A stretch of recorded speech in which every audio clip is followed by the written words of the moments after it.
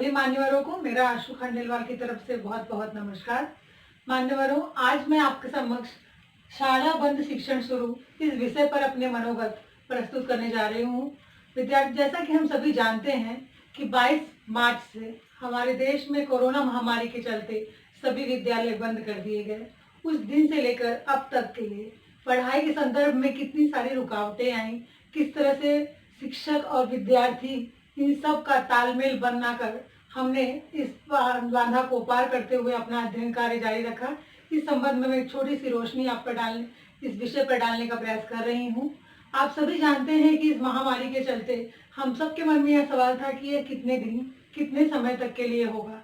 पर धीरे धीरे जब समझ में आया कि इसमें बहुत समय लगने वाला है और हमारा अध्ययन कार्य इससे प्रभावित होने लगा, तो हम सब ने मिलकर एक प्रयास किया और हमारी सरकार ने दीक्षा ऐप के माध्यम से, जूम के माध्यम से बहुत सारे टेक्नोलॉजी की हेल्प लेकर उन्होंने इस अध्ययन कार्य को जारी रखा। आज हम सभी अध्ययन के क्षेत्र में कहीं भी रुके हुए नहीं हैं। अपने दीक्षा ऐप के माध्यम से, वीडियोस के माध्यम से हम सभी शिक्षक विद्यार्थियों से पूरी तरह कनेक्टेड हैं और हमने पूरी कोशिश की है कि अध्ययन में उनका किसी भी तरह का कोई भी रोक ना लग सके। लहरों से डर कर नौका पार नहीं होती, कोशिश करने वालों की कभी हार नहीं होती। इस संकट के समय में हमने कोशिश जारी रखी, हम कहीं भी हार माने नहीं। अपने विद्यार्थियों का नुकसान ना हो, इसी संदर्भ में टेलीविजन पर भी कक्षा पहली से लेकर 10वीं तक को एक निश्चित समय दिया गया विद्यार्थियों को और उनकी कक्षा के अनुसार उनके अध्यापन का कार्य जारी रखा गया। तो इसी से संबंधित आज जो महामारी फैली हुई है, इसका हमारे अध्यापन पर प्रभाव ना पड़े, इसीलिए विद्यालय तो बंद थे, फिर भी अध्यापन कार्य निरंतर चलता रहा।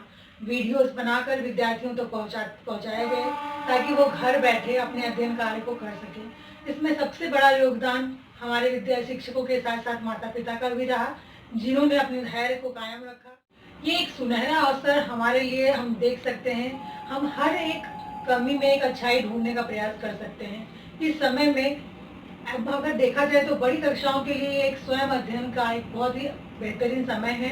वो चाहे तो अपने आप को बेहतर बना सकते हैं, स्वयं अध्ययन की कला को विकसित कर सकते हैं।